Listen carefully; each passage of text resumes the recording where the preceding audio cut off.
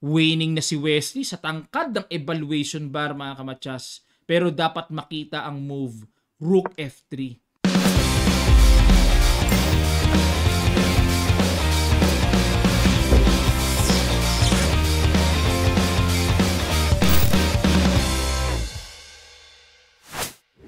Magandang araw sa inyong lahat mga kamatsas. Ngayon naman ay i-analyze natin ang laro ni Wesley sa katatapos lang na round number 7 kontra sa pambato ng Uzbekistan, Nodirbek Abdusatorov.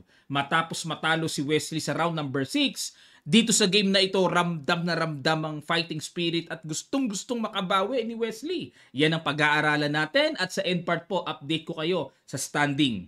Ang ginawa ni Wesley, nag D4, D5 si Abdusatorov, C4, kinapture, Queen's Gambit accepted. Ang pinasok, nag E3 para babawiin kagad ang pawn, nag Knight F6, kumapture, E6, Knight F3 at nag A6. Yan talaga ang typical na nangyayari lagi dito, pero interesting line ang ginawa ni Wesley. Nag Bishop E2. Kung ako, ang ginagawa ko dyan, nag A4 ako para walang B5. Pero itong Bishop E2 talagang gusto ni Wesley ng bakbakan talaga at nag Knight BD7. Hindi kasi basta-basta maka B5 dito, babasagin lang yan later on Yan po ang discarding atras lang Knight BD7, Knight C3, B5. Ayan na, pagkakataon ng basagin mamaya pero inuna ni Wesley yung D5 na i-break. Basag kagad sa gitna, Kumapture, Knight takes D5, Bishop B7, Knight takes, yun nga lang, ang daming exchange. A4, basag, B4, at nag-E4. Ayan, para pakawalan ang Bishop. Sacrifice yung pawn na yan, pero hindi basta-basta pwedeng kagatin yan, mga kamatsas. Nag-H6 lang dito si Abdu para mapigilan yung Bishop G5. Pero alamin na rin natin, para sa ating mga tagapanood, papaano kung capturein ang pawn sa E4? Ano ang mayroon dyan? Magro-rook E1. Isa kagad malaking delikado mga kamatsas. Nandyan pa naman ang king, kaya delikadong delikado. Halimbawa kung mag-bishop E7, magbi-bishop G5 lang. Diba? Kaya nga pinirevent Halimbawa kung mag-queen E6, capture, queen takes E7, then bishop D3. Nako, delikado na yan. F5, capture, capture, Queen D5, threatening the rook, and rook takes E4, etc. etc. Yan po mangyayari dyan mga kamatsas. Kaya dito, hinayaan na lang yan, nag-H6 muna at nag-Queen C2. Ayun, dinipensahan at sa usapang novelty, wala pa.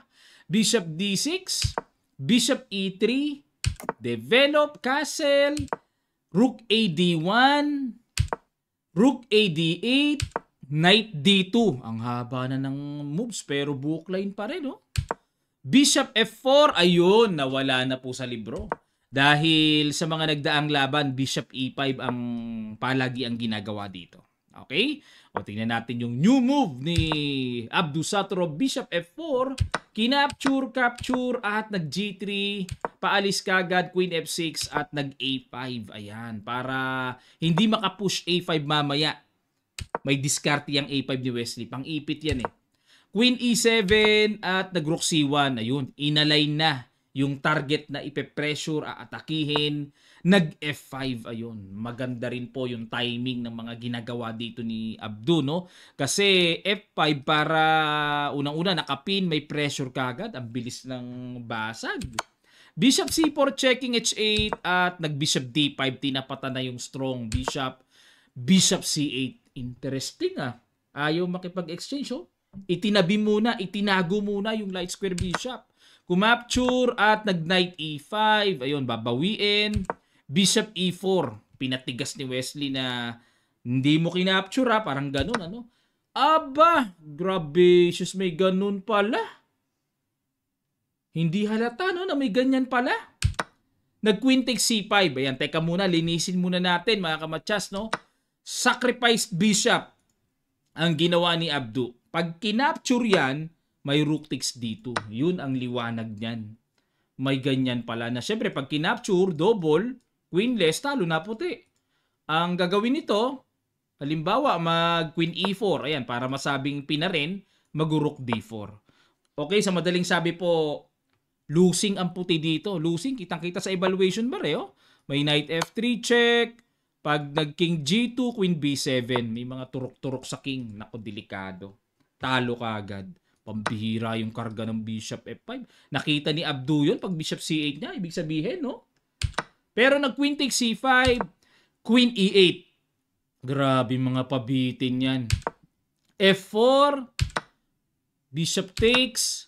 Ayun, no? May mga pabitin-bitin. No? Capture, rook takes. So, hindi pwedeng kumapture ng tore sa knight kasi may rook F8. Nag-bishop D3. Ayun, bad move din. Grabe, mga bibigat na mga binitawan din ni Abdusattorov. Dapat na tira rook C8.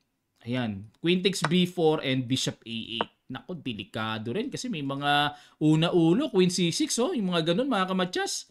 Delikading. O kaya dito, balik tayo, bishop D3, rook E1. Ayan, para support na rin sa pass pawn.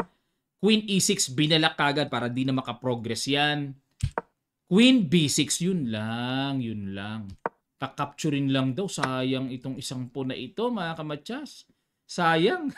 Nanginayang ako dyan. Isang pawn din yan. Nag-queen B6 si Wesley at nag-queen D5. Good move. Iwas ang iwas din talaga si Abdu. E6, mag-E7. Bishop B5. Ayun, no? Magkakabuntot, mga kamatsas. Nakakatakot yan. E7 at nag-rook E8. Iwas muna. Queen F2. Syempre, agad-agad dapat gawa ng paraan ni Wesley. Yung paparating na dangerous mating net. Knight, nag-bishop C6, then knight E4 para i-block. At hindi pa rin pwedeng capturing yung pass pawn kasi nga may queen F8, madadali yung tore. Queen D7, yun na, bad move din. Bumaliktad na, lamang na dito si Wesley. Dapat daw ang tira ay queen to E5, mga kamatsas.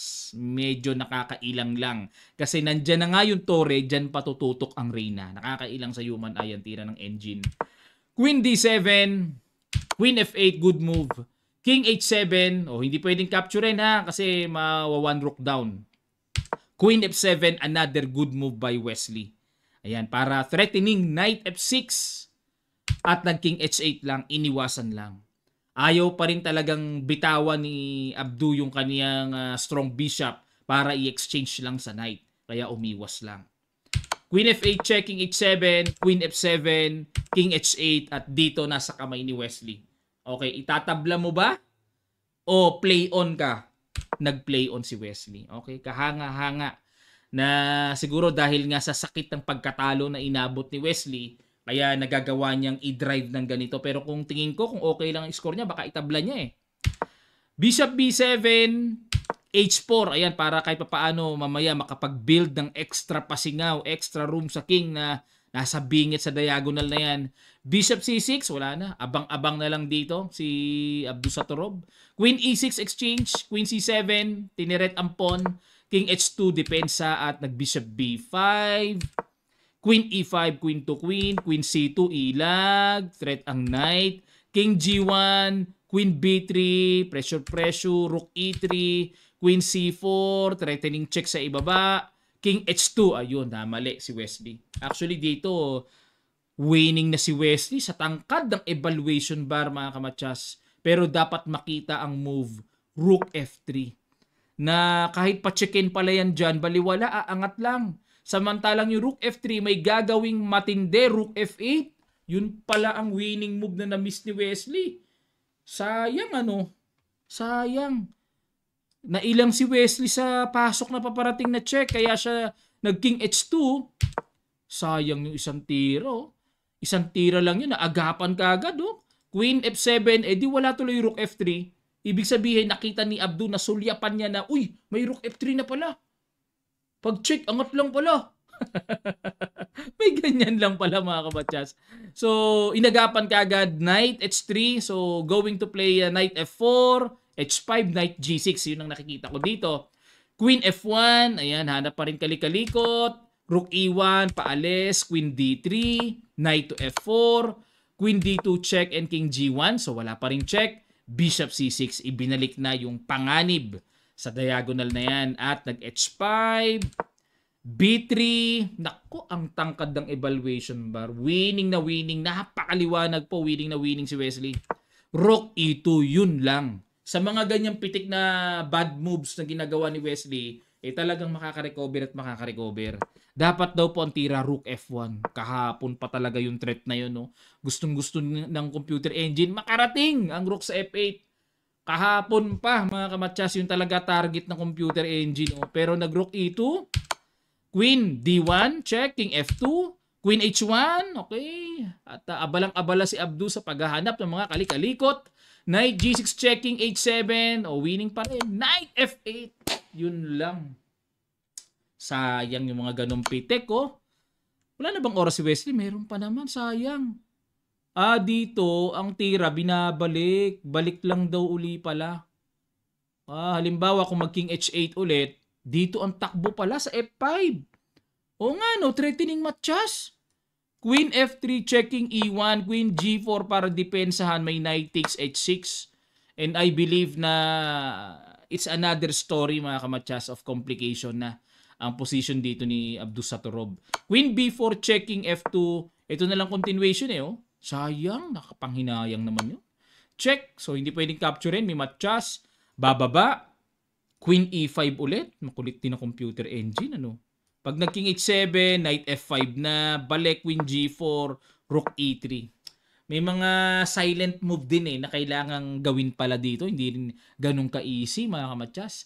Yung silent move dito ang binibili. Pero, well controlled, under controlled by the white's position. Ayan, kakapturin yung pawn sa B3, mga papingas-pingas lang ng joints, pero grabe, winning talaga si Wesley, Pero balik tayo, nag-Knight F8 checking H8, ayun. Buti na lang, hindi nag-King G8, yan ang tamang tira, King G8, pero nag-King H8, ibig sabihin, pwede pang dalhin doon. Knight G6 check, King H7, Queen F5, wala na. Blunderacious na tira. Talagang back to equalize talaga kaagad pag ganyan. Ayun, Knight H4 pa rin, binabalik, Ang hirap nga lang talaga makita yun. Queen F5, tutok sa King. Queen H2 check. Ayun, nagtatakbo na si Wesley. Kumbaga, binigay na niya yung pawn. Pero saktong-sakto. Timpladong-timplado ang tira ni Abdu. King C3, Queen G3 check. Ay, hanip. Napakaraming check. King B4, tinaray na niya Check, King D2, check, King C1, tago, and another accurate move, Bishop B5. Napaka-accurate niyan, mga kamatsas. Kahit na nandyan ang Queen nakatutok, pero ang tanong, pag chumek kasi magki-King G8, check, lalabas lang King F7. Sapat ang resources ng black para depensahan o salagin yung mga delikadong pwedeng mangyari. Angat lang walang kasunod Pag chumek, kakapturin lang yung pawn. Check. Ito, nakita ko to kagabi sa live. Sinusulyap-sulyapan ko ito sa live Ayan saktong-sakto, mga kamatsas, yung mga kalikot Grabe. Check. Di ba? Mukhang nakakatakot na sa side ni Abdusattorov, pero sakto talaga Sakto check. Baba lang Check. Angat. Check. Yan. Kinapture na. Nung naisip ko, bakit equalize to sa evaluation bar? Pag kinapture ang tore, may matcha sa B8. Matchas Ito pala, may ganun pala. Queen C6 check. Hanip na resources ni check, check, check.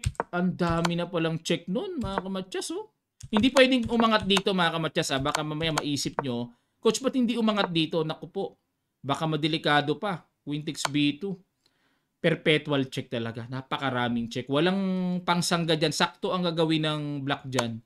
So balik tayo, check. Perpetual check Check. Wala na. Nagpabalik-balik na. Hindi naman pwede dito sa C1, matchas pa.